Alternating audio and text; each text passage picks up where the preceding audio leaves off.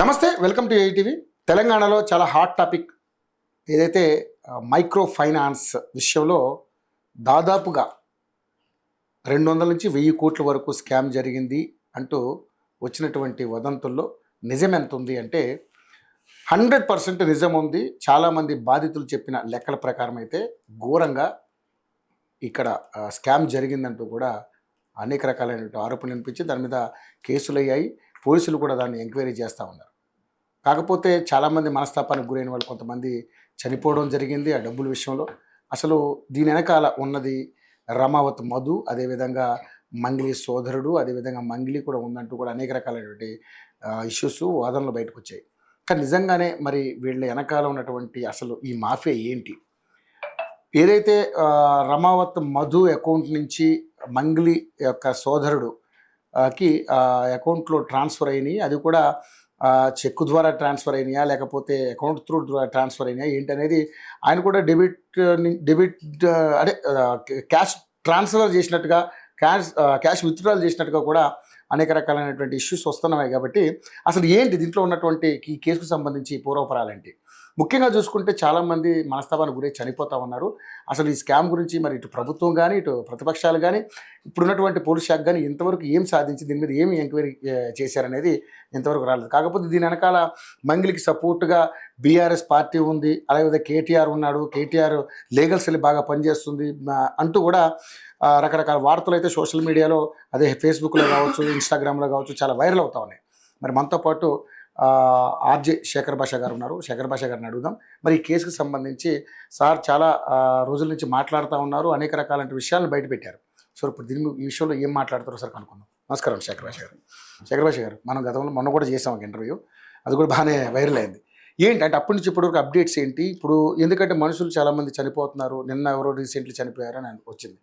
అంటే ఏంటి అసలు దీని గురించి పోలీసులు కూడా ఏం పట్టించుకునే పరిస్థితి? ఊరికే జస్ట్ ఇంటర్వ్యూలు ఇవ్వడమే కాదు, నేను లిటరల్లీ గ్రౌండ్ లెవెల్లో వెళ్ళి మీరు అవును దేవరకొండ కూడా వెళ్ళారు కదా? అవును, దేవరకొండ దగ్గర పాలతాండా అని చెప్పి అక్కడికి వెళ్ళి ఆయన చనిపోయిన ఆయన రమేష్ నాయక్ అని ఆయన దాదాపు ఒక 50 లక్షలు అప్పులు చేసి ఇల్లు తాకట్టు పెట్టి అన్ని వేసి వీళ్ళకి ఇచ్చాడు.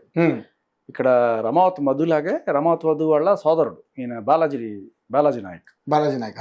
సో ఈయన రమావత్ మధు మంగ్లీ వీళ్ళ ముగ్గురు కూడా ఆ పొరుగురులోనే వీళ్ళది అని చెప్పి వీళ్ళు చెప్తున్నారు.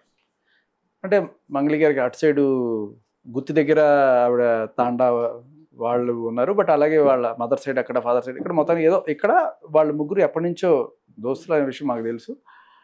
వాళ్ళు చెప్పిన మాట ఏమంటారంటే, వాళ్ళని వీళ్ళని చూసి ఇవ్వము, మంగ్లీ అనే ఆవిడ మా కులానికే బండి తెచ్చిన ఆవిడ బంజారా అని, అసలు బంజారా బిడ్డ అని చెప్పుకోవడానికి మేము గర్వపడతాం.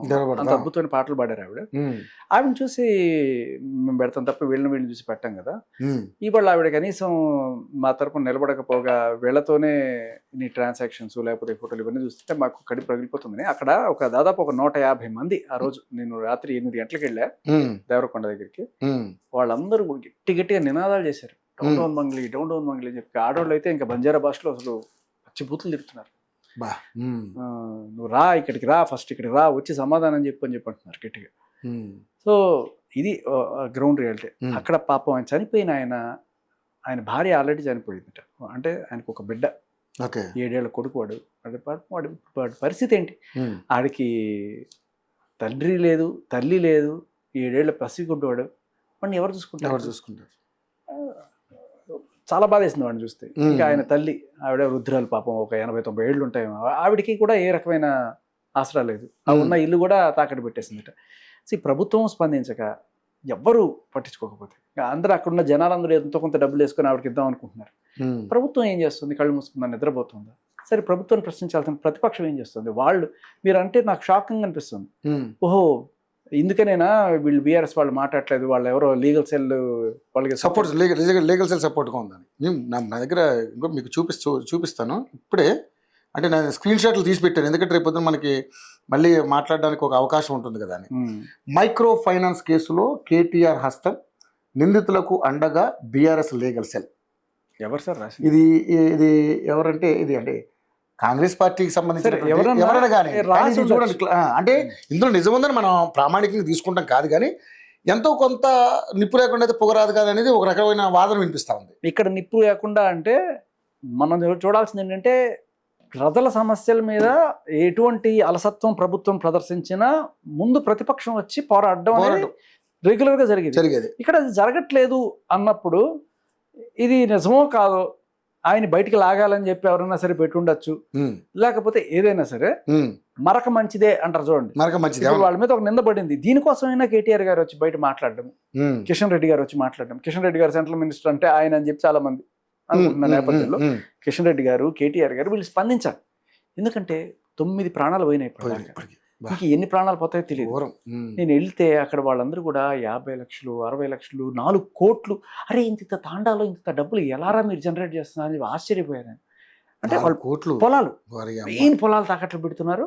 దానికి తోడు వాళ్ళ బంధువర్గం నుంచి గట్టిగా పూలు చేస్తున్నారు.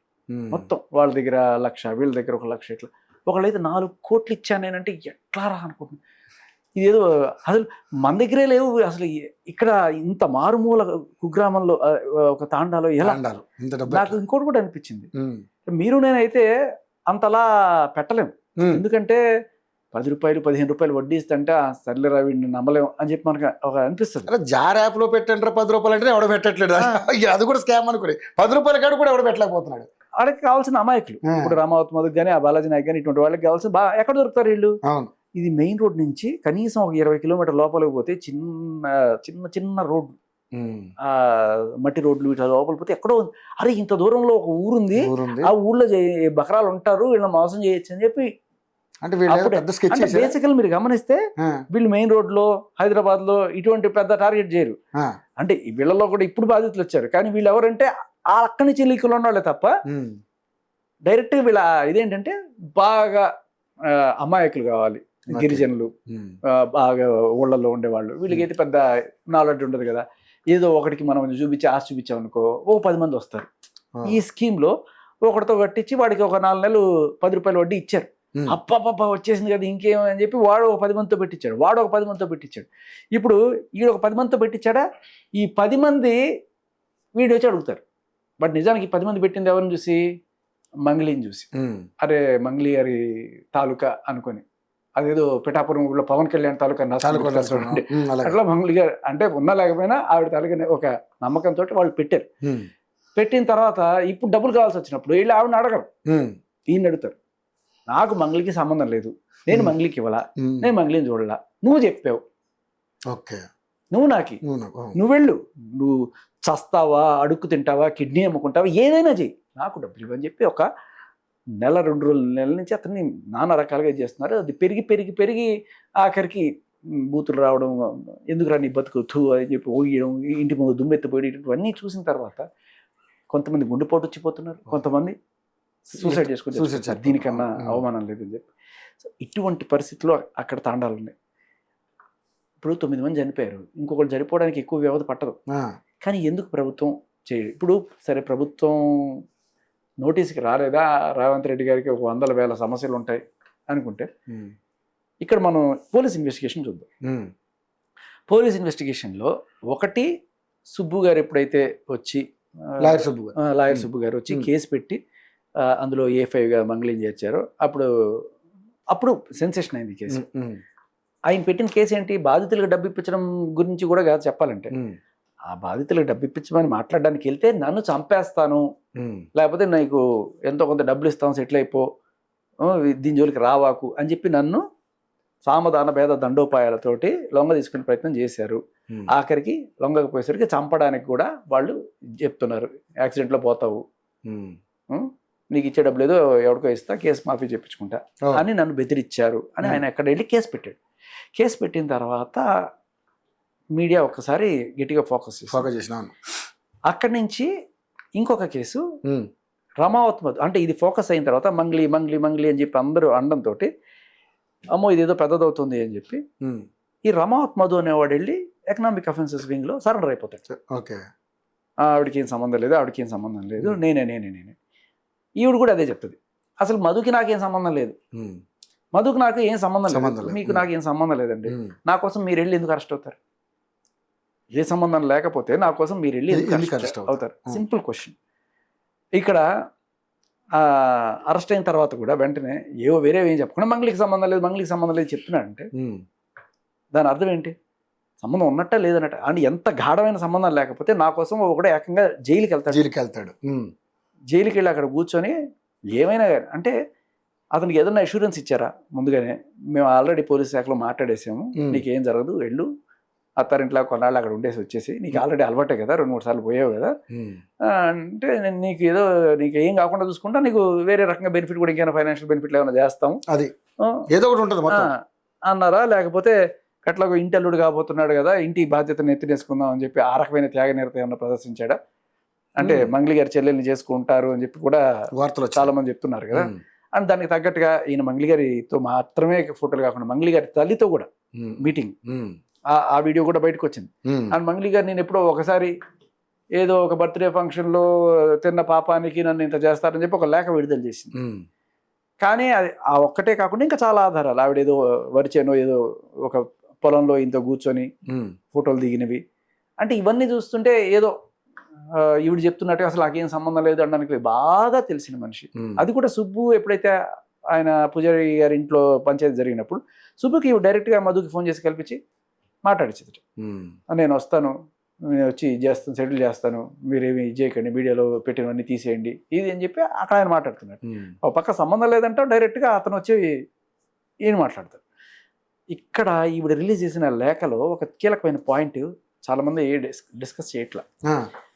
ఈ పాయింట్ అండ్ అలాగే డీసీపీ గారి ఇంటర్వ్యూలో వచ్చిన ఒక పాయింట్, ఈ రెండు ఎంత చక్కగా మ్యాచ్ అవుతున్నాయంటే, ఈ లేఖ రాయక ముందు ఒక 2-3 రోజుల ముందు డీసీపీ గారి ఇంటర్వ్యూలో, అంటే ఆయన ప్రెస్ మీట్ పెట్టాల, నిజం చెప్పాలంటే ఒక ప్రెస్ మీట్ ఎప్పుడు పెడతారంటే కొంత ప్రగతి సాధించిన తర్వాత కేసులో అందరిని పిలిచి ఇదిగో మేము చేస్తున్నాం చెప్తారు.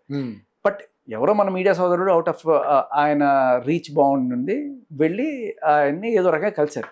సార్ ఒక చిన్న బయట అయినా ఇవ్వండి సార్, దీని గురించి అందరూ మాట్లాడుకుంటున్నారు అన్నాడు. సో ఆయన అప్పుడు కేసు స్టార్టింగ్ స్టేజ్లో ఏమో ఆయన ఇంకా కంప్లీట్ డీటెయిల్స్ రాలేదేమో, లేదు ఇంకెవరన్నా అలా చెప్పించారేమో, ఏదైనా అయి ఉండొచ్చు. ఆయన ఏం చెప్పారు ఆ రోజు?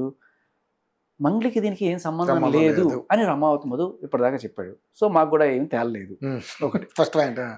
అరే ప్రపంచం అంతా ఇలా అనుకుంటా, సరే మీరు మీడియాలో న్యూస్లో అనుకోవచ్చండి, మాకు ఆధారాలు కావాలండి అని ఆయన అనొచ్చు, తప్పలేదు. ఆధారాలు పోలీసుల దగ్గర కన్నా మీడియాలోనే ఎక్కువ. సో అవి వాళ్ళు చూసుకుని వాడిని ఎంక్వైరీ చేస్తే వేరే ఒకటి ఆ పాయింట్. ఎందుకంటే మేబీ ఇన్వెస్టిగేషన్ ప్రిలిమినరీ స్టేజ్లో ఉంది కాబట్టి ఆయనకి తెలిసి ఉండకపోవచ్చు అని కూడా మనం పక్కన పెట్టుకుందాం. రెండో పాయింట్ ఆయన ఏమంటారంటే, ఈ మంగ్లీ తమ్ముడు శివ అనేనా, ఆ శివ ఈయనేనా అనేది కూడా మాకు కన్ఫర్మేషన్ ఇంకా లేదు. అంటే మీకు నాకు మంగ్లీ తమ్ముడు ఎవరో తెలుసు, ఆయన నోట్ల కట్టలు తీసుకొని వెళ్ళాడు అని చెప్పి అందరూ చెప్తున్న సాక్ష్యాలు ఇవన్నీ ఉన్నాయి కూడా. ఆయన ఎక్కడో మంగ్లీని ఆవిడ సోదరుణ్ణి వెనకేసుకొచ్చే ప్రయత్నం చేశారన్నట్టుగా ఆ ఇంటర్వ్యూలో మనందరికీ కొంత అనిపించింది. దీనికి కారణం ఆయన ప్రిలిమినరీ ఎంక్వైరీ ఇంకా స్టార్ట్ చేయకపోవడం, ఆయన ప్రెస్ మీట్ పట్టలేదు, ఏదో క్యాజువల్గా ఒక విలేకరుతో మాట్లాడింది కాబట్టి ఆ రకంగా కూడా అనుకుందాం. కానీ ఇక్కడ ఆయన అన్న ఏదైతే పాయింట్, ఇంకొక శివ ఉన్నాడు, బండి శివ. ఆ బండి శివ అనేవాడిని మీరు మంగ్లీ తమ్ముడు శివ అని చెప్పి కన్ఫ్యూజ్ అవుతున్నారేమో, ఆ శివ ఈ శివ అవునో కాదో మాకు తెలియదు అనేది ఆయన పాయింట్. అక్కడ కట్ చేస్తే ఈవిడ రిలీజ్ చేసిన లేఖలో నేను నెత్తురు కూడా తినను, లేకపోతే నేను ఉత్తమరాల్ని, నన్ను నమ్మండి, ఇక ఏదో చెప్పుకుంటూ వచ్చింది కదా. అంత లేఖలో ఈవిడ మళ్ళీ ఇదే పాయింట్, బండి శివ అనేవాడిని నా తమ్ముడు శివగా మీరు భావించి శివ చౌహాన్ అనుకొని దుష్ప్రచారం కొనసాగిస్తున్నారు, అబద్ధాన్ని నిజం చేసే యాజ్ ఇట్ ఈస్ గా డీసీపీ గారు ఏం చెప్పారో ఇదే లేఖలో కనబడుతుంది. సో ఇక్కడ ఏమనిపిస్తుంది అంటే మనకి ఇది కూడా ప్లాన్డ్ తమ్ముడిని తప్పించడానికి. ఎందుకంటే తమ్ముడిని తప్పించడానికి ఈవిడ చేస్తున్న ప్రయత్నాల్లో చూడండి నా తమ్ముడు చూడండి అని చెప్పి అన్న దగ్గర నుంచి ఆవిడ చేస్తున్న ప్రయత్నాలు ఒక్కొక్కటి బయటకు వస్తున్నాయి. ఇకపోతే ఇది గట్టిగా మనం అందరం ప్రశ్నించడంతో మనం ఆ రోజు ఏం అడిగాం, సరే అది ప్రిలిమినరీ స్టేజ్లో ఉందో లేదో మనకు తెలియదు. అప్పుడు ఆయన ఏదో ప్రెస్ మీట్ ఇచ్చారని అనుకున్నారు చాలామంది. సో బట్ గట్టిగా అడిగారు, అరే ఎవరైనా సరే మంగ్లీ కోసమే సరెండర్ అయ్యాడనే విషయం అందరికీ అర్థమవుతుంది, మీకు అర్థం కావట్లేదా? ఈ రాజకీయం మీకు అర్థం కాకపోవడం ఏంటి? ఒకడు మీరేమీ చాకచక్యంగా వ్యవహరించి పట్టుకున్నది కాదు కదా, వాడంతరికి వాడే వచ్చి మీకు సరెండర్ అయ్యాడు కదా. మీరు చేయాల్సింది ఏంటి? ఫోన్ రికార్డులు తీయడము, సీడీఆర్లు తీయడము, ఎంతసేపు ఎవరితో వీళ్ళు మాట్లాడారు, ఇందులో మంగ్లీతో ఎంతసేపు మాట్లాడారు, శివతో ఎంతసేపు మాట్లాడారు, ఇంకా వీళ్ళ డబ్బులు ట్రాన్సాక్షన్స్ ఎంతెంత వీళ్ళ అకౌంట్ నుంచి వీళ్ళకి ట్రాన్స్ఫర్ అయ్యాయి, ఇవి తీసి దాని అల్గరిథమ్స్ అవన్నీ ఉంటే దానికి ఫైనల్గా మీరు ఒక కంక్లూషన్ ఇచ్చి ఇది చేసాము అని చెప్తే అది ఇన్వెస్టిగేషన్ అంటాం. ఆయన ఏం చెప్పాడో చెప్పడానికి దాని పోలీస్ ఇన్వెస్టిగేషన్ ఎందుకు? రమావత్ మధు ఇది అన్నాడండి అని చెప్పడానికి పోలీస్ ఇన్వెస్టిగేషన్. ఇది మనం గట్టిగా ప్రశ్నించాం మీడియాలో. సో అది గట్టిగా గుచ్చుకుందా, మరి వెంటనే కొన్నాళ్లలో ఒక అప్డేట్ వచ్చింది పోలీస్ శాఖ నుంచి. ఏంటది? 3 ట్రాన్సాక్షన్స్ చూసాము. ఇక్కడ కూడా డౌట్ ఏంటంటే, ఏంటి ఎంత అమౌంట్ ట్రాన్సాక్షన్ జరిగిందో ఎందుకు చెప్పట్లేదు మీరు, ఎందుకు అది రహస్యంగా ఉంచుతున్నారు? అయితే నాకు మామూలుగా తెలిసిన లెక్క ప్రకారం అయితే ఒక 30 కోట్లు ట్రాన్స్ఫర్ అయ్యింది అనేది ఒకటి వచ్చింది. అది ఏ రకంగా ట్రాన్స్ఫర్ అయ్యింది అనేది మనం మరి 30 కోట్లు అంటే మామూలుగా ఏటీఎంలో తీసుకునేది కాదు కదా సార్. వెళ్తే నా పాయింట్ ఏంటంటే ఎంత ఫేర్ అనేది పాయింట్ కాదు, ఈయన ఎందుకు చెప్పట్లేదు అని పాయింట్. కరెక్టే, కానీ అమౌంట్ ఇందాక మనం అనుకున్నాం కదా 30 లక్షల వరకు అయితే బయట మాట్లాడుకుంటారు. చెప్పకపోవడం వల్ల అవును చక్కగా ఎవరికి తోచిన ఫిగర్ 300 కోట్లను రాయండి, పోయేది ఏముంది, నష్టం. కరెక్టే. సో అది వాళ్ళకి ప్రమాదమే, మీకు ప్రమాదం. అవును, కాబట్టి నిజం చెప్పండి, ఎందుకు దాపరికం ఎవరిని కాపాడ్డా అయిపోయింది కదా. అదేంటున్నా మళ్ళీ ఇక్కడ కూడా ఏదైనా కాపాడే ప్రయత్నమా? ఇంత అమౌంట్ అని చెప్తే మళ్ళీ ఒరిజినల్ అమౌంట్ చెప్పేసానంటే మీ పని అయిపోతుంది. డెఫినెట్లీ కాదు, నేను విత్ డ్యూ రెస్పెక్ట్ ఆయన అన్నట్ల జనాలు ఉన్న భావన. నిన్న ఒక ఆవిడ ఇంటర్వ్యూ చేసే ఆవిడ మీరు ఇది గమనించాలని అడిగితే ఆవిడ ఏమని అడిగిందంటే, ఫిగర్ బయట పెడితే మీ పని అయిపోద్దురా, మరి ఏంటి పరిస్థితి అని చెప్పి అవును ఎంతో కొంత లాగడానికా ఆపారా అనే కోణంలో కూడా కింద కామెంట్లు. సో కాబట్టి వై చెప్తే నష్టం ఏంటి? పోనీ ఒకవేళ అలాంటి నష్టం ఏదైనా ఉంటే ఇదిగో ఇందుకు మేము ఈ ఫిగర్ బయటికి చెప్పట్లేదని చెప్పండి. లేకపోతే ఈ ఫిగర్ మీద ఇష్టం వచ్చినట్టు జనాలు రాసుకోవచ్చు.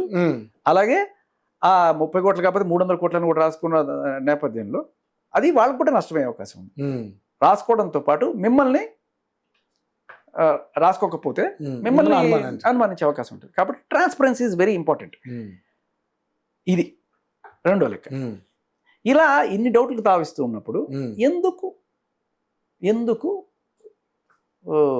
ప్రభుత్వం స్పందించి ఒక సిబిఐ ఒక సిట్టో ఎందుకు ఎట్లేదు? పైగా చిన్న అమౌంట్ కాదు కదా, దగ్గర 1000 కోట్లు అనుకుంటున్నాం కదా. అమౌంట్ కన్నా ప్రాణం కదా, ప్రాణం ఇంకా పెద్ద. నిజంగా అది ఓకే సరే, అమౌంట్ చాలా ఇంపార్టెంట్, అక్కడ ప్రాణాలు ఇంకా అంతకంటే ఇంపార్టెంట్. ఇప్పుడు ప్రభుత్వం ఎందుకో మరి వదిలేండి, ఈ ప్రభుత్వం వదిలేండి. మరి అక్కడెక్కడో మొక్కజొన్న చేను కాలిపోతే ఇమీడియట్లీ సీఎం గారు స్పందించారట. మరి దీని మీద ఆమెకి ఎంతో దాదాపు 7 లక్షలంతో నష్టం వచ్చిందంట, ప్రభుత్వం ఆమెకి ఆర్థిక సాయం చేయండి అని రెస్పాండ్ అయ్యారు సీఎం గారు. మంచిదే, మరి ఇది కూడా వేల మంది కదా. అంటే అదే మొక్కజొన్న తోటలో ఈవిడ మధు తోట ఒక ఫోటో పెట్టింది, అందుకనే స్పందించట్లేదు. చూసారా ఫోటో? అది మొక్కజొన్న తోటలో. సరే వాటెవర్, ఇక్కడ మన ప్రభుత్వం వదిలేండి సార్, ఇది multi state issue. Okay, Karnataka, Maharashtra and Andhra, Telangana, ఢిల్లీలో కూడా కొంతమంది ఉన్నారట. నా షాకింగ్ విషయం ఏంటంటే పోలీసులు కూడా, కొంతమంది పోలీసులు కూడా దీంట్లో పెట్టుబడులు పెట్టున్నారు.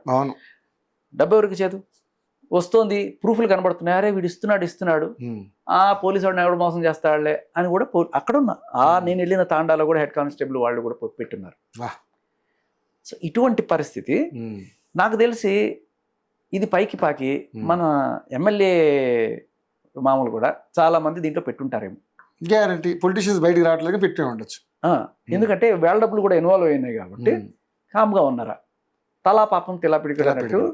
వీళ్ళు ఒకటి సపోర్ట్ చేయడం అనేది మనం చూస్తున్నాం, కానీ ఇండైరెక్ట్గా వీళ్ళ పెట్టుబడులే దాంట్లో ఉన్నాయి. ఇప్పుడు అటు ఇటు కాకుండా మొత్తం మనం ఇరుక్కుంటాం, అందులో వీళ్ళ బ్లాకే ఉంటాయి కదా జల్లరుగా. అవును. సో అటువంటిది ఏమన్నా ఉందా ఈ కోణంలో కూడా మనం ఆలోచించాలి. కానీ పూర్తి స్థాయిలో ఎంక్వైరీ చేస్తుంటే శేఖర్ భాష గారు పోలీసులు ఇప్పుడు ఇలాంటి విషయాలు బయటకు వచ్చి ఉండేనేమో ఇప్పటికల్లా. నేను అనేది స్టేట్ గవర్నమెంట్ పట్టించుకోవట్లేదు, సెంట్రల్ గవర్నమెంట్ పట్టించుకోవాలి, ఎందుకంటే మల్టీ స్టేట్ ఇష్యూ కదా. పైగా ఇందాక మనం కిషన్ రెడ్డి గారు కేంద్ర మంత్రి కదా. అవును, మరి ఆయన ఇప్పుడు కేటీఆర్ గారి పేరు వచ్చింది, కిషన్ రెడ్డి గారి పేరు వచ్చింది. With due respect, I know them personal. Kishan Reddy గారి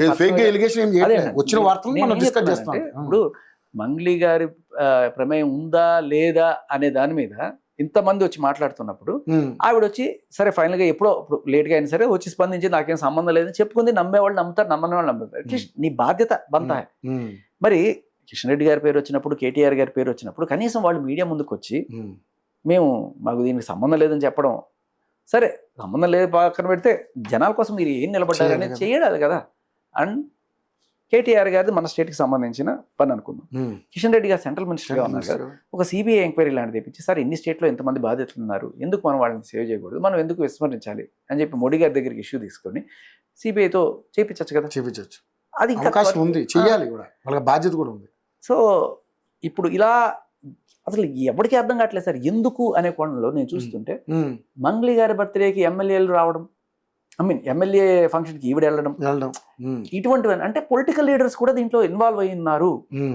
ఖచ్చితంగా ఇంత మనీ ఉంది, బాగా మనీ వస్తుంది అనుకున్నప్పుడు వై నాట్, మన దగ్గర ఎట్టగో ఉంటుంది కదా కొంత బ్లాక్, ఉండేదంతా బ్లాక్ అండి.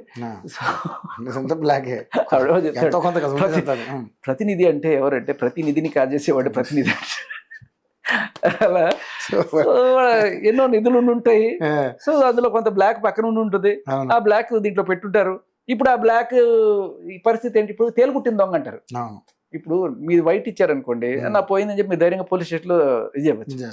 ఇప్పుడు నాది ₹1,00,00,000 పోయిందని చెప్పి పోలీస్ స్టేషన్ మీకు ₹1,00,00,000 ఎక్కడి నుంచి వచ్చాయని అడిగారు అనుకోండి, మీరు లెక్క చూపించాలి కదా. బ్లాక్ ఇచ్చిన వాడు ఏం చేస్తాడు, అంతే నీకు తేలు కుడుతున్నా సరే అరిస్తే మళ్ళీ నొప్పేస్తుంది. ఇప్పుడు దొంగోడు దొంగతనానికి వచ్చాడు, వాడు ఎవరో మేల్కొన్నారని చెప్పి ఎక్కడో దాక్కున్నప్పుడు తేలు కుడితే గట్టిగా అరిచేయడానికి దొరికిపోతాడు కదా, చచ్చినట్టు భరించాలి వాడు. ఇది పొలిటికల్ లీడర్స్ పరిస్థితి అనేట.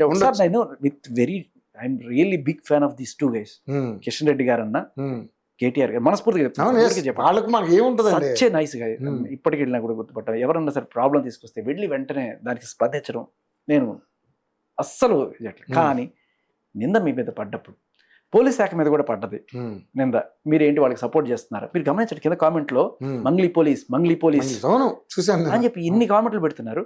అంటే వాళ్ళకి డౌట్ వచ్చే విధంగా, ఇప్పుడు బాధితుల పక్షాన్ని వెళ్ళిన వాడికే మీరు డ్రంక్ అండ్ డ్రైవ్ టెస్ట్ చేసి భయపెట్టి బెదిరించి పంపించేస్తారు. ఆ ముందు రోజే ఈవిడ వెళ్ళి సజ్జనార్ గారితో ఫోటోలు పెట్టేస్తుంది. ఇటువంటివన్నీ వచ్చిన టైంలో సో జనాలకి డౌట్లు రావడం సహజం. దీనివల్ల డిపార్ట్మెంట్ మీద నమ్మకం పోవడం, గౌరవం పోవడం అనేది జరగకుండా ట్రాన్స్పరెన్సీ ఎప్పటికప్పుడు జనాలకి చూపించడం అనేది ఇంపార్టెంట్. సరే ఫస్ట్ ఈ ప్రిలిమినరీ ఎంక్వైరీలో మీరు వాళ్ళు చెప్పిందే అనుకున్నట్టుగా రాసుకున్నారు, బట్ ఇప్పుడు యూ క్రాక్ సంథింగ్. బట్ ఎందుకు దాపరికం, ఎందుకో కూడా చెప్పండి ఒకవేళ దాపరికం అయితే. అవును, కరెక్టే. అది ముఖ్యంగా నేనేమంటున్నానంటే ఇప్పుడు 9 మంది చనిపోయారు అంటున్నారు శేఖర్ గారు. మరి వాళ్ళ కుటుంబ పరిస్థితులు ఏంటి, మరి ప్రభుత్వం కూడా నిజంగా వాళ్ళ గురించి కనీసం దీని గురించి ఒక ప్రకటన లేదండి. అదే బాధ అనిపిస్తుంది. అది చాలా విచిత్రంగా అనిపిస్తుంది. అంటే రేవంత్ రెడ్డి గారు వీటన్నిటికీ స్పందిస్తున్నారు, దీనికి ఎందుకు స్పందించట్లేదు అంటే, సరే ప్రభుత్వం తరపునే కదా పోలీసులు శాఖ పనిచేస్తుంది, let them give some clarity అనుకుంటున్నారా? పూర్తి ఎంక్వైరీలు తెలిసినాక స్పందిద్దాం అనుకుంటున్నారా? ఏం అర్థం కాదు. పూర్తి ఎంక్వైరీ తెలిసే లోపు ఇక్కడ ఇంకా చాలా ప్రాణాలు పోతాయి కదా. మీరు వచ్చి ఒక భరోసా ఇవ్వండి, ఒక్క భరోసా, అరే మీకు నేను ఉన్నాను, కంగారు పడకండి అని చెప్పి అడగండి. ఆయన స్పందించకపోవడం ఎంత అద్భుతమైన ఆపర్చునిటీ ప్రతిపక్షానికి. బ్రహ్మాండంగా వాళ్ళు కూడా స్పందించట్లే, ఆశ్చర్యకరమైన విషయం. ఎందుకంటే నింద కూడా పడ్డ దాని మీద ఇప్పుడు మనం చూసింది. అంటే దీన్ని మనం ప్రామాణికంగా తీసుకోం కానీ ఉన్నదాన్ని మనం చర్చించుకుంటున్నాం. అప్పుడు అటువంటి నింద పడ్డ తర్వాత వాళ్ళు కూడా భయపడవచ్చు కదా. అదే కదా. ఇప్పుడు గాలికి పోయి కంపెనీ ఎందుకు తగిలించుకోవాలని నేను సుబ్బు గారిని ఒక ఇంటర్వ్యూలో నేను సుబ్బు గారికి కలిసి వెళ్ళాం తాండాకి. తర్వాత ఎందుకు మీరు పేర్లు డైరెక్ట్ గా చెప్పండి అంటే, అట్లా కాదు, ఆయన నాకు డైరెక్ట్ గా మాట్లాడలేదు కదా. ఒక ఎమ్మెల్యే తండ్రి అయితే డైరెక్ట్ గా మాట్లాడాడు, అది నా దగ్గర ఉంది. అలా కాకుండా ఒక సెంట్రల్ మినిస్టర్ ఎవరైతే కిషన్ రెడ్డి అని చెప్పుకుంటున్నాం, ఆయన పేరు మీరు డైరెక్ట్ గా చెప్పొచ్చు కదా మీడియాలో, వై నాట్ అని అడిగినప్పుడు, అంటే మన దగ్గర ఏం ప్రూఫ్ లేకుండా జస్ట్ ఆ అమ్మాయి మాట్లాడింది కాబట్టి ఆయనకి సంబంధం ఉందని మనం ఎట్లా అంటాం. ఇప్పుడు మంగ్లీ గారు ఏదో చెప్పారు అనుకుందాం, ఆవిడ చెప్పినంత మాత్రాన ఆయన సంబంధం ఉన్నట్ట. మనం కూడా అంటాం, ఎవరన్నా పోలీసులు ట్రాఫిక్ లో పట్టుకున్నప్పుడు నాకు నారా చంద్రబాబు నాయుడు తెలుసు, లేకపోతే ఇంకో కోమటి వెంకటరెడ్డి గారు తెలుసు, ఇలాంటి పేర్లు ఏదైనా చెప్పారు అనుకోండి, చెప్పినంత మాత్రాన అయిపోద్దా? కాదు కదా. ఈవిడే అదే కోణంలో ఏమన్నా చెప్పిందో, కానీ చెప్పింది ఆషామాషి మనిషి కాదు కదా. చెప్పింది ఎవరు? చాలా పెద్ద సెలబ్రిటీ. So credible. ఈయన కూడా లాయరు.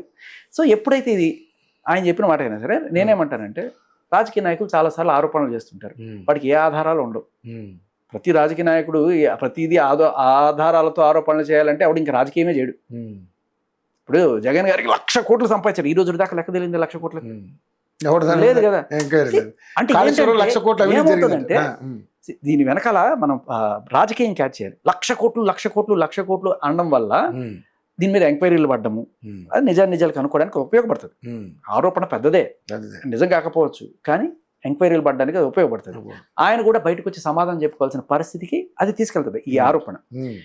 అండ్ ఈ ఆరోపణకి ఏదన్నా చిన్నది ఉంటే చాలు. ఇప్పుడు నేను అనేది ఈ ఆరోపణ, ఇప్పుడు పొలిటికల్ లీడర్స్కి ఈ రాజకీయాలన్నీ అలవాటే, ఆధారాలు లేకుండా ఆరోపణలు చేయడం. అలాగే మీ మీద ఏ ఆధారంతో వచ్చిందో తెలియదు, బయటకు ఒక ఆరోపణ వచ్చింది. కేటీఆర్ గారైనా, లేకపోతే ఇప్పుడు బీఆర్ఎస్ లీగల్ సెల్ ఉందన్నారు, లేకపోతే కిషన్ రెడ్డి గారు అని చెప్పి వచ్చినప్పుడు యూ షుడ్ కమ్ అవుట్. నేను అనేది ఏంటంటే ఏదో రకంగా రాజకీయ నాయకులందరూ బయటికి రావాలి. నాకు ఆ పార్టీ ఈ పార్టీ లేదు. ఇక్కడ చూడండి, ఇంకోటి 0.69 వాటా తనకి ఇచ్చేలా బ్రోకరేజ్ చేసిన క్రిషాంక్ తెలుసు కదా, ఆయన పేరు కూడా పెట్టారు దీంట్లో. జేఎన్టీ, ఉస్మానియా యూనివర్సిటీ క్రిషాంక్ గారు. అదే మరి ఇప్పుడు ఈయన బీఆర్ఎస్ పార్టీలో ఉన్నాడు కదా ఆయన. అవును, అంటే ముందు నాకు ఆయన ఇలాగే పరిచయం, ఓయూలో ఉద్యమాలు చేస్తూ ఆయన క్రిషాంక్ గారు. ముందు కాంగ్రెస్ పార్టీలో ఉండేవాడు, ఇప్పుడు బీఆర్ఎస్ లోకి వచ్చాడు. అంటే పేర్లు పెడుతున్నారు కాబట్టి అదే I think I will talk to Krishank. ఎప్పటికే ఆదేశాలు జారీ చేసిన కేటీఆర్ ఓకే బెయిల్ ఇప్పిస్తే 20% ఇచ్చేలా అగ్రిమెంట్. ఈ డీల్లో మధ్యవర్తిత్వం వహించిన మన్ని క్రిషాంక్. రైట్, ఇది అద్భుతమైన స్ట్రాటజీ. నేను ఏమంటే నిజాలు కాకపోయినా కూడా ఇటువంటివన్నీ వస్తున్నాయని తెలిసినా సరే వాళ్ళు బయటకు వస్తారు, రావాల్సిన పరిస్థితి క్రియేట్ చేస్తారు.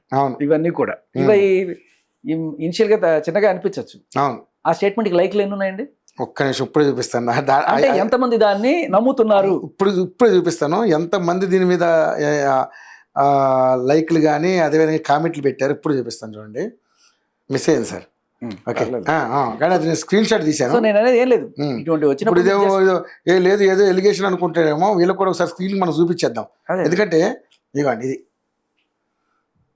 ఇది ఫేస్బుక్లో అండ్ ఇన్స్టాగ్రామ్లో బాగా వైరల్ అవుతున్నటువంటిది. ఇది మైక్రో ఫైనాన్స్ కేసులో కేటీఆర్ హస్తం, నిందితులకు అండగా బీఆర్ఎస్ లీగల్ సెల్. అంటే దీన్ని మనం ప్రామాణికంగా తీసుకుంటాం కాదు, కానీ మేమెందుకంటే ఒక 100 మంది నమ్ముతున్నారు, 1000 మంది నమ్ముతున్నారు. నేను స్క్రీన్ షాట్ తీస్తే అప్పటికే 610 మంది లైక్ కొట్టారు. దానికి పాయింట్ ఏంటంటే సార్, 102 మంది మెసేజ్ పెట్టారు. ఎప్పుడు సరే నిజం కాదు అని అనుకుందాం, కానీ జనాల నమ్మకమే మీకు ఓటు. అది నిజం కాదు, బట్ జనాలు నమ్మారు అనుకుందాం. అంతే కదా సార్, 1,00,000 మంది నమ్మారు, పోయినట్టేగా ఓట్లు. 1,00,00,000 మంది నమ్మారు. ఇప్పుడు అంతే సార్, సింపుల్ మనం మాట్లాడుకుందాం. మీరు 1,00,000 కోట్లు తిన్నారని చెప్పి రేవంత్ రెడ్డి గారు చెప్పబట్టే కదా మిమ్మల్ని ఓడించి ఆయన గెలిపించారు. నమ్మారా లేదా జనం? పక్క పొరుగు రాష్ట్రంలో ఆయన జగన్ వచ్చేస్తాడు, భూములన్నీ పీకేసుకుంటారు అంటే అమ్మో మన భూములన్నీ పీకేసుకుంటారు అనుకున్నారు. అది నిజమో కాదో మనకు తెలియదు. ఆయన ఏదో భూకి సంబంధించిన ఏదో తీసుకొచ్చాడు, అమ్మో ఇలాతో మన అందరూ పొద్దు అనుకుంటే నేను విన్నా. నిజంగా జెన్యున్ గా ఆయన కూడా మన ఆస్తులన్నీ పోతారా అనే స్టేజ్ లోకి నమ్మించారు, అయిపోయింది. నమ్మకం అనేది చాలా డేంజరస్. ఒకవేళ కనుక అది అబద్ధం అయితే మీరు బయటకు వచ్చి కౌంటర్ చేయకపోతే మీరు ఖచ్చితంగా నింద మోయడంగా నమ్మకం పోగొట్టుకుని ఓట్లు పోగొట్టుకుంటారు. సో ఇది ఈయన పక్కన పెడదాం. అసలు ఈయనకన్నా రెస్పాన్సిబిలిటీ ఫస్ట్ తీసుకోవాలి. రేవంత్ రెడ్డి గారి సంగతి ఏంటి? ఆయన ఎందుకు మాట్లాడలేదు? ఎందుకు కమిటీలు ఇవన్నీ పక్కన సంగతి సార్. మీరు సార్ స్పందించండి సార్, జస్ట్ స్పందించండి. అసలు ఇంత పెద్ద ఈ స్కామ్ లో అసలు నిజంగా ప్రభుత్వం నిమ్మక నీతిగా వ్యవహరించడం అనేది నిజంగా ఎవరికి అర్థం కావట్లేదు. ఇన్ని ఇంటర్వ్యూలు మనం చేస్తాం, వాళ్ళు చూస్తున్నట్టే పెట్టుకున్నారు అనుకుంటున్నారు ఏంటి అర్థం కాదు. అంటే చట్టం దాని పని చేసుకుపోతుంది అనుకునేది అయితే మరి మిగతా వాటిలో కూడా చట్టం పని చేసుకుపోతుంది అని చెప్పి మీరు స్పందించకుండా ఉండొచ్చు కదా. కొన్ని ఇష్యూస్ లో ఇప్పుడు డ్రగ్స్ కి సంబంధించి వాటికి సంబంధించి కొన్ని ప్రకటనలు చేశారు, అసెంబ్లీ తరపున వేదిక కూడా మాట్లాడారు. ఎందుకు అంటే ఇప్పుడు నేను చెప్పేది ఏంటంటే ఈ బంజారా తాండాల్లో ఉండే వాళ్ళ ఓట్లు ఎంత % ఉంటాయి, దానివల్ల మనకు ఒరిగేది ఏంటి అని అలాంటి లెక్కలు ఏమన్నా ఉంటే ఫస్ట్ ఆఫ్ ఆల్ ఇది నో మోర్ ఏ బంజారా బిడ్డల ప్రాబ్లం. వాళ్ళ కోసం అందరం మాట్లాడుతున్నాం. ఇప్పుడు వాళ్ళకి న్యాయం చేశారు ఎవరైనా సరే అనుకుంటే అరే ఒక సాటి మనిషికి న్యాయం చేశారు. నేను బంజారావుని కాదు, కానీ ఆ బిడ్డకి ఆ 7 ఏళ్ల బిడ్డ ఎవరైతే తండ్రిని తల్లిని పోగొట్టుకున్నాడో వాడికి న్యాయం జరిగింది అని నాకు అనిపిస్తే అరే మంచోళ్ళు రా పాపం వీళ్ళు ఆయన కోసం వచ్చారా అని చెప్పి నాకు ఒక సుహృద్భావం వాళ్ళ మీద వస్తుంది కదా. డెఫినెట్లీ ఖచ్చితంగా వస్తుంది. So it's not just about only Banjara peoples votes. లేకపోతే ఆ బిడ్డకి ఏముంది, వాడికి 7 ఏళ్ళు వాడికి ఓట్లేదు కదా అని పట్టించుకోవట్లేదా ఏంటి? ఓటకు లేదండి నిజంగా. అది కూడా ఉండొచ్చు. అంటే వీళ్ళు ఇంకా దీన్ని ఎలా చెప్పాలి దీన్ని? రాజకీయాల్లో మీకు తెలియని విషయం కాదు, చిన్న విషయాన్ని పెద్ద విషయం చేస్తారు. మీ మీద ఇటువంటి ఆరోపణలు చేయాల్సి వస్తున్నందుకు నాకు బాధగా ఉంది. కానీ జనాల్లో ఉన్నవి మీకు చూపిస్తున్నాం, ఎందుకంటే మీరు ఎందుకు స్పందించట్లేదు, అది చాలా ఇంపార్టెంట్. నేను ఇంకోటి కూడా అడుగుతా, ఇది నాట్ జస్ట్ మన తెలంగాణ గురించి ఎందుకు మాట్లాడుతున్నాం, పక్క రాష్ట్రం పవన్ కళ్యాణ్ గారు ఎందుకు స్పందించట్లేదు? ప్రతి దానికి కూడా పవన్ కళ్యాణ్ స్పందించాలి #లు @ పడతారు కదా. లోకేష్ గారు స్పందించినట్టుగా ఒక్క న్యూస్ అయితే నేను చూశాను. బట్ తర్వాత ఆయన ఏం చర్యలు తీసుకుంటున్నారు అనే దాని గురించి మనకేమీ ఇది లేదు. బట్ పవన్ కళ్యాణ్ గారు ప్రతి ఇష్యూ మీద స్పందించేవా, ఆయన దీని మీద ఎందుకు స్పందించాలి? మనం వీళ్ళని మాత్రమే అనడానికి లేదు సార్, ప్రతి ఒక్క నాయకుడిని అడగాలి. ఒక ప్రజలుగా, ఒక మీడియాగా మనం ప్రతి ఒక్కరిని అడగాలి, బయటికి తీసుకురావాలి వీళ్ళందరినీ. ఎందుకంటే చాలాసార్లు వాళ్ళ they will be in their own problems or వాళ్ళ నియోజకవర్గాల్లో ఉండొచ్చు. కానీ ఇది మనకు తపస్సులాగా, నేను 10 ఇంటర్వ్యూలైనా 20 ఇంటర్వ్యూలు ఎందుకు చేస్తానంటే, ఏదో ఒక ఇంటర్వ్యూ ఆయనకి రీచ్ కాకపోతుందా, ఆయన చూడకపోతారా, రేవంత్ రెడ్డి గారైనా లేకపోతే కేటీఆర్ గారైనా లేకపోతే పవన్ కళ్యాణ్ అయినా చూసి ఒక్కసారి స్పందించకపోతారా? నాకు తెలిసి మన కేటీఆర్ గారు దీని మీద స్పందించాలి, డెఫినెట్లీ స్పందించాలి. స్పందిస్తారని ఇంకా నాకు హోప్ ఉంది. ఎందుకంటే ఇట్లాంటి విషయంలో అలాంటి ఏమైనా జరిగితే ఫస్ట్ మాట్లాడేది ఆయన యాక్చువల్గా అయితే. మరి ఆయన ఎందుకు రాలే మరి, అంటే పాపం యాక్చువల్గా వాళ్ళ నియోజకవర్గంలో సంబరాల్లో బిజీగా ఉన్నారేమో, నా బీఆర్ఎస్ ఆవిర్భావ దినోత్సవం. అది కాదండి, వాళ్ళ నియోజకవర్గంలో నిన్న ఒక యాక్సిడెంట్లో 6 చనిపోయారు. సో పరామర్శకి వెళ్ళారు వాళ్ళందరినీ, ఎందుకంటే ఆయన నియోజకవర్గం. యాక్సిడెంట్లో చనిపోవడం బాధాకరం, కానీ మనమే బలవంతంగా చచ్చిపోయే పరిస్థితి అంటే ఎంత బాధ. అది ఇంకా దారుణం. ఎందుకంటే ఇప్పుడు వీళ్ళు డబ్బులు, మీరు అన్నట్టుగా ఆ మారుమూల, అంటే మీరంటే ప్రత్యక్ష సాక్షి, మేము వెళ్ళలేదు కాబట్టి, మీరు వెళ్ళారు కాబట్టి చెప్తున్నారు ఇక్కడ కూర్చొని ఏం జరిగింది ఏంటి అనేది. అక్కడ ఆ మారుమూల తండాలో రోడ్లు కూడా చక్కగలిగిన తండాలు, వాళ్ళంత డబ్బులు కూడబెట్టుకుని దాచుకుని పెట్టుకుంటే సరే, మనిషికి ఎవరికైనా ఆశాజీవేశారు 4 డబ్బులు వస్తాయని, కానీ అంతంత అమౌంట్ ఎలా పెట్టారు అనేది కూడా మనం ఆలోచన చేయాలి. ఇది అంత నమ్మారు. ఇందాక మీరు పాయింట్ అన్నారు, బంజారా బిడ్డలకి ఒక గుర్తింపు వచ్చింది అంటే మంగ్లీ వల్లే, అది మా అదృష్టం సార్. బంజారా బిడ్డని కాదు, ఆవిడ మామూలుగానే ఆవిడ సింగర్ కి నేను అద్భుతమైన ఫ్యాన్. ఆవిడ నాకు అసలు బంజారా బిడ్డ ఏ బిడ్డ తెలియదు, పక్కన పెడితే ఆవిడ అసలు రేలా పాట పాడినప్పుడు నేను చెవు కోసుకున్నాను. అదే కదా, ఎన్నో అద్భుతమైన పాటలు, బాయిలోనే బల్లి బలికేనా, ఇటువంటి ఏవైనా సరే చాలా ఏం వాయిస్, కాపీలు కొట్టారా ఏం చేశారని నాకు, వాళ్ళకన్నా ఈవిడ బాగా పాడింది. అది బ్రహ్మాండం కదా సార్, అద్భుతం. ఆవిడ దాంట్లో ఎటువంటి లేదు. కానీ ఎప్పుడైతే ఆవిడ బూతు పాటలు పాడిందో, ఎందుకు దేవుడు నీకు ఇంత అద్భుతమైన గాత్రం ఇస్తే, అది సరే దేవుడు పాటలే పాడాలన్నట్ల, సామాజిక స్పృహ ఉండే పాటలు పాడు, పోనీ చిన్న చిన్న డ్యూటీలు పాడాలి, మరి బూతు పాట పాడి అదే సార్ కమర్షియల్. ఆఖరికి సద్గురు కూడా దూరం పెట్టే పరిస్థితికి మీరు తెచ్చుకొని, అది పుట్టినరోజు నాడు మాదక ద్రవ్యాలు కలిపి, సో ఎట్టుపోతుంది ఈవిడ. లాస్ట్ టైం నడమంత్రపు సీల్ అంటారు చూడండి, అదే లాస్ట్ టైం సద్గురుకు అప్పుడు అక్కడ ఎంత హంగామా చేసింది అక్కడ. ఈ సంవత్సరం లేదు. ఇంకోటి ఏంటంటే సార్, ఇక్కడ నిజంగా మీరు అన్నట్టుగా ఆవిడ బంజారా బిడ్డలకి ఒక మంచి గుర్తింపు, ఆవిడ ఒక ఐకాన్ అనుకోండి. మన ఈరోజు ఆ బంజారా బిడ్డల్ని ఘోరంగా మోసం చేసింది అనే వదంతులు కూడా వస్తున్నాయి సార్. వదంతులే సార్, అయ్యో మీరు అక్కడ, మీకు వీడియో ఉంది నేను చూపిస్తాను, ఒక్క నిమిషం చూడండి సార్.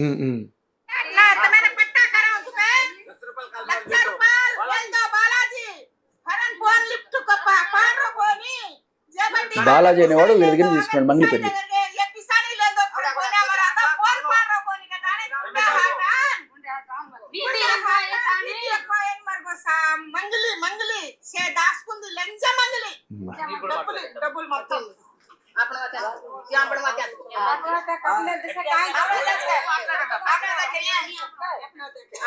मंगलिन कांको मधुन पिसा दिने मधुरे ताने मंगलिन देना को तू कतरा काम जो के हां तू कतरा मार बुढ़ाई 1 कोट रुपया दागा हम मधुन दिने मधुरे ताने मंगलिन दिनो मधुरे ताने कांको तू हमारे पिसा लेता रोची कट्टूत गानी तूरे ताने काय काम रोची काय काज रोची कर हम पूछे तो मरे ताने कांको सिलमारो एक्टरलू ओसे मंगारेचा मन 10 रुपया सिमेंट कंपनी 10 रुपया काढकी म्हणतो तो कंपनी चारीचा मग ओडी 20 रुपया अंदतो तमे एवढी 10 रुपया मान दुचू कांको नो हमें ओटी आशा बेटा मोसम कर नाको मन क्या मर जा रे तो हमें नाटी करावा छे मन क्या मर गो तो हम पेद्दा हुरार పోలీస్ స్టేషన్ లేగే तो हमें చచ్చిపోయిన శవాన్ని పెద్ద ఊరు పోలీస్ స్టేషన్ ముందు పెట్టి ధర్నా చేశారు వీళ్ళు. వీళ్ళకి న్యాయం చేయకపోగా పోలీసులు వీళ్ళని లెటర్ కొట్టి ఆడాలని కూడా కొట్టి పంపించారు. వాళ్ళకి ఎవరున్నారు సార్ దిక్కు, వాళ్ళు ఇష్టమే కదా. ఇప్పుడు వెనక అంత చాలా మంది ఉన్నారు సార్, 50 మంది ఉన్నారు.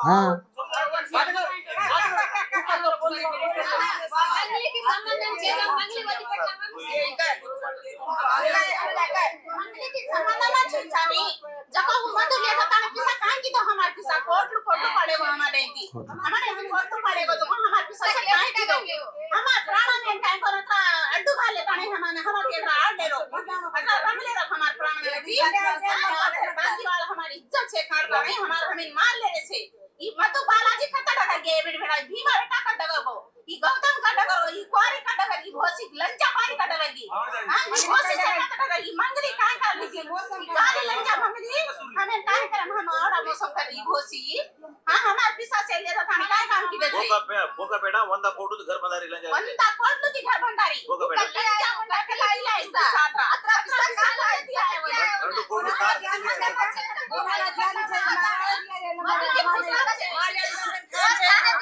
ఇంకా ఇంకా ఘోరం నేను సార్ ప్రత్యక్షంగా అది అదే. నేను వాళ్ళతో ఇది తీసింది నేనే అదే అర్థమైంది. అంటే మీరు అన్నారు బంజారా బిడ్డలు మోసం చేసింది ఇవాళని ఎవరైతే మా కులానికి ఏమన్నా తెచ్చింది కుల తిలకం అనుకున్నారో వాళ్ళు ఇవాళ ఇలా మాట్లాడుతున్నారంటే ఎంత కడుపు కాలిపోయినారు సార్ వాళ్ళు.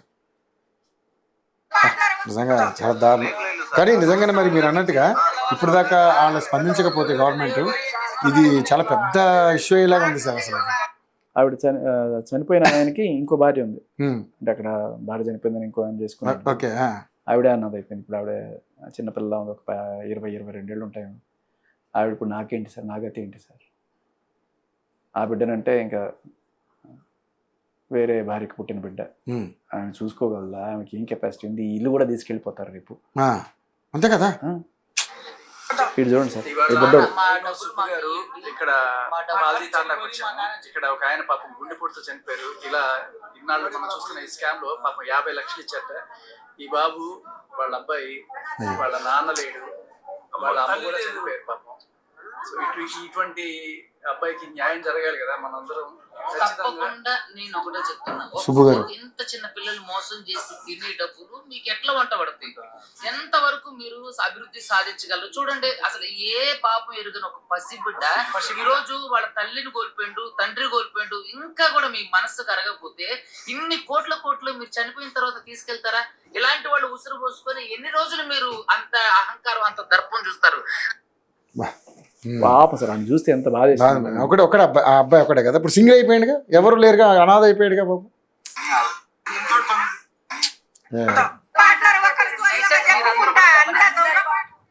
రేవంత్ రెడ్డి గారికి డైరెక్ట్ రిక్వెస్ట్ చేశారు వీళ్ళంతా. అది కూడా చూపిస్తాను. రేవంత్ రెడ్డి గారు చూస్తే ఒకవేళ కాస్త కరుగుతారేమో.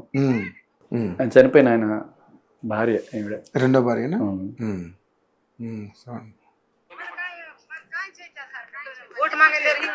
ఫుల్ సౌండ్ పెట్టండి, ఫుల్ సౌండ్.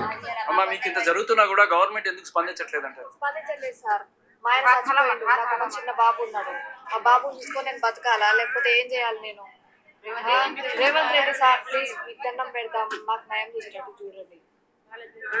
బాలాజీ ఎక్కడ ఉన్నో తెలియదు, ఎవరు ఎక్కడ ఉన్నారో తెలియదు. రేవంత్ రెడ్డి గారు అసలే పట్టించుకుంటలేరు. మరి మా బతుకేం కావాలి? ఇగో ఇచ్చిన రేకులు ఇంట్లో ఉంటున్నాం మేము. మాకు ఉన్న భూమి కూడా అమ్ముకున్నాం. ఇల్లు ఉన్న ఆ ఇల్లు మీద కూడా మేము లోన్ తీసుకున్నాం. ఆ ఇల్లు కూడా పోతుంది మాకు. మేము ఎట్లా బతకాలి? అన్ని తాకట్లు ఉన్నాయి. ఉన్న బంగారం కూడా తాకట్లో పెట్టేసినవి, తాకట్లో పెట్టి అన్ని పైసలు ఇచ్చేసినాం. మాకు ఏ విధంగా న్యాయం చేస్తుంది? మేము మీకు ఓటు పెట్టింది ఎందుకు గెలిపించినాం? ఫ్రీ బస్సులు ఇవ్వగానే నువ్వు సీఎం అయిపోతున్నావా? ఫ్రీ బస్సులు అవ్వగానే సీఎం పదవి నీకు రాదు. ప్రతి ఒక్కరికి నువ్వు సహాయం చేయాలి, అప్పుడే నువ్వు సీఎం అని నీకు తెలుసు. నీ కూతురుంది, నువ్వు కూడా పిల్లలని కన్నా కదా, నీకు కూడా చిన్న పిల్లలు లేరా? నీకు ఆడపిల్లలు లేరా? నీకు అక్క చెల్లెలు లేరా? నీ పిల్లం కూడా ఉంది కదా, వాళ్ళకు కూడా ఇలాంటి దోషాలు వస్తాయి. వాళ్ళు ఇలాంటివి వస్తాయి, నువ్వు అట్లనే చూసుకుంటా కూర్చుంటావా? అట్లా మాకు జర న్యాయం చేయండి సార్, దండం పెడతాం.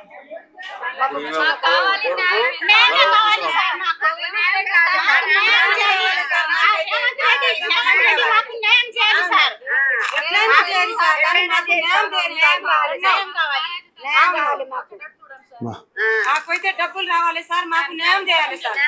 వాళ్ళైతే మోసం చేసినారు కదా సార్, మీరైనా చూడండి, మీరైనా చూసి సాయం చేయండి. కూరగాడు దానికి చదువు ఏమో, దానికి పట్టించుకోండి సార్.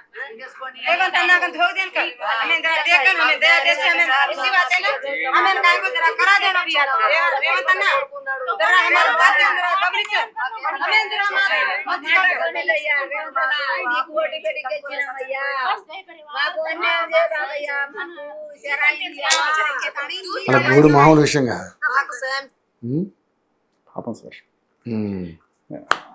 అలా దురాశ నేను కాదని కానీ అమాయకత్వం. మీరు నేనైతే నమ్మేవాళ్ళం కాదు. వాళ్ళు అందుకే ఎత్తుక్కొని తాండాల్లో ఇలా అమాయకులు ఎక్కడ వాళ్ళు కూడా మంచి ఎంక్వైరీ చేశారు. పెద్ద పెద్ద అంత దీన్ని బాగా పూర్తి స్థాయిలో ఒక అవగాహన వచ్చిన తర్వాత ఈ కార్యక్రమం మెయిన్ భూములు అమ్మిచ్చేసి లేకపోతే భూములు తాకట్లో పెట్టించేసి జనరల్ గా అదే వాళ్ళకి కదా జీవనోపాధి. సో మెయిన్ అవన్నీ తాకట్లోకి వెళ్ళిపోయింది. ఇది ఏదైనా సరే నేను చూసిన గ్రౌండ్ రియాలిటీ ఇది. మరి ప్రభుత్వం త్వరితగతిన స్పందించడం, అలాగే దీన్ని సెంట్రల్ సైడ్ కూడా తీసుకెళ్ళండి సార్. కిషన్ రెడ్డి గారు మీరే చేయగలరు. ఇక్కడ మా జనరల్ గా ఒకప్పుడు ఒక్క మగాడు ఆయన అనుకునేవాళ్ళు, ఇక్కడ బీజేపీ తరఫు నుంచి ఆయన ఒక్కలే ఉండేవాళ్ళు. సో ఖచ్చితంగా మీరు సెంట్రల్ గవర్నమెంట్ కి తీసుకెళ్లి ఈ ఇష్యూని సిబిఐ చేపిస్తారో ఏం చేపిస్తారో బాధితులు. మన బండి సంజయ్ గారు కూడా రిక్వెస్ట్ చేద్దాం, ఎందుకంటే ఆయన కూడా ఇలాంటి విషయాల్లో కొంచెం ముందుగా ఉంటారు. రైట్. బండి సంజయ్ గారు అండ్ కిషన్ రెడ్డి గారు, మీరు ఈ మైక్రో ఫైనాన్స్లో జరిగినటువంటి ఈ యొక్క స్కామ్ నిజంగా అక్కడంతా బంజారా బిడ్డలు, వాళ్ళు అన్యం పుణ్యారు కానీ బంజారా బిడ్డలు. అంటే నిజంగానే ఎవరైనా ₹1 వస్తుందంటే ఆశపడేవాళ్ళు తప్ప వాళ్ళకి ఆ తెలివితేటలు కూడా లేవు. వాళ్ళకి దయచేసి వాళ్ళని కాపాడమని శేఖర్ భాష గారు అయితే గ్రౌండ్ రియాలిటీ మీకు వీడియోలు చూపించారు, అన్నీ కూడా టెలికాస్ట్ అయినాయి. చూడండి వాళ్ళు ఎంత ఘోరంగా తిడుతున్నారు ఎవరైతే స్కామ్ చేసిన వాళ్ళని. మంగ్లీ గారిని కావచ్చు, అదేవిధంగా ఎవరు రమావతి మొదట అతను బాలాజీ, వీళ్ళందరినీ కూడా ఈరోజు క్లియర్గా ఉంది అంతా కూడా వాళ్ళు ఎంత స్కామ్ చేశారు ఏంటి అనేది మీరు ఎంక్వైరీ చేసి దాని మీద ఇమీడియట్లీ వాళ్ళ మీద యాక్షన్ తీసుకుని వాళ్ళకి పేద ప్రజలకు అందరికీ న్యాయం, ఎవరైతే కోల్పోయారో వాళ్ళందరికీ న్యాయం జరిగేలా చేయాలి అనేది వాళ్ళ డిమాండ్. పోనీ ఏదో ఎలిగేషన్ గల ఆయన కూర్చున్నాం ఎవరి మీద ఎంక్వైరీ చేయడానికి టైం పట్టచ్చు సార్, బట్ కనీసం ఈ లోపల చనిపోయిన వాళ్ళకి భరోసా కల్పించండి. ఎవరెవరికి ఇస్తారు కదా, చనిపోయిన కుటుంబానికి ఆ బిడ్డ ఉన్నారు సార్, వాడికి వాడు చదువుకైనా సరే నేను ఉన్నాను, వాడి జీవితాంతం చదువుకునేట్టు నేను ఇస్తాను అని చెప్పాను. నిజంగా 9 మందే సార్, 9 మందే కదా. అవును. సో దాని మీద శేఖర్ భాష గారు కావచ్చు, సుబ్బు గారు కావచ్చు, ఎవరైనా కానీ పాపం గట్టిగానే కష్టపడుతున్నారు. దయచేసి మీరు ఒకసారి ఆలోచించాలి దీని మీద. మరి ఈ కేసును తొందరగా మీరు హియరింగ్ తీసుకొచ్చి అందరికీ న్యాయం చేయాలని మేము కూడా కోరుకుంటున్నాం. థ్యాంక్ యూ శేఖర్ భాష గారు, థ్యాంక్ యూ సో మచ్ అండి.